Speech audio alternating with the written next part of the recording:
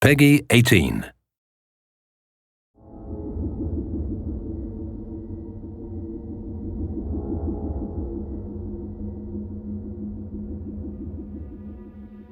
This is very personal for me. What's fun about it is knowing this game is made by hundreds of people who deeply care about each other and care about the property growing and becoming the next Star Wars or the next Middle-earth.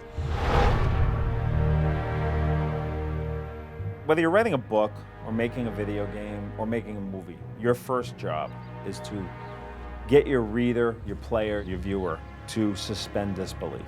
There's no point starting unless you have a fresh, exciting idea. We at the very beginning said we have to have at least 10 whoa moments. And those are the moments that you just sort of assume you know what's going to happen because you've played so many games and you surprise the audience. The challenge is to get people interested in it. If you create a story that is interesting, people will want to play it. Why do we fight?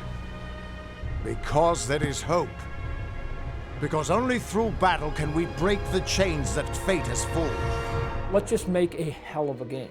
And if you're going to do a hell of a game and it's fantasy oriented, you have to bring in your adventures and you have to have your elves and your magic and your mages and your monsters and your trolls and your curses and your cyclopses and all the stuff that you would just close your eyes and go, yeah, of course it has to be there. We spent 6 months just building the world. The scenery, the landscapes, the characters, the monsters. They're beautiful or they're horrid.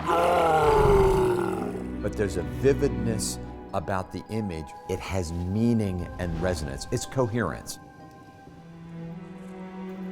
The main character in Reckoning starts the game waking up on a pile of corpses.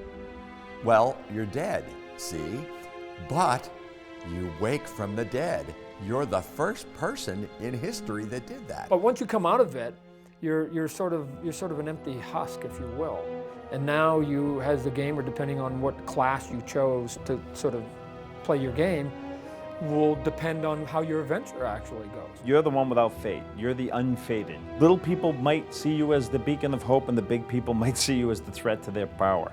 You are unique, you are different, and potentially you are a world-changing person. And at the time this happens is a time of very, very high magic. You, as the player, get to sort of write the history of your character.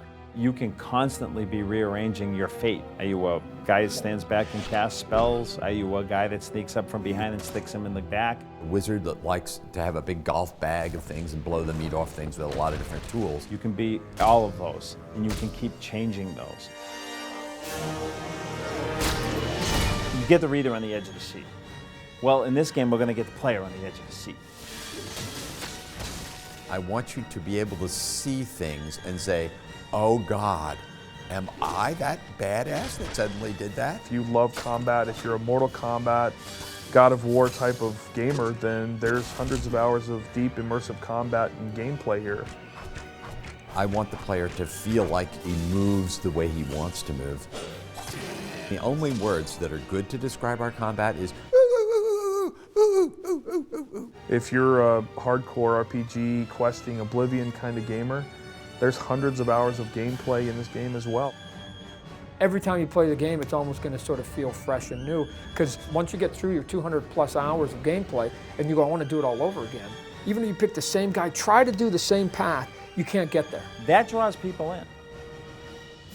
And other than that, it's just a blast to play.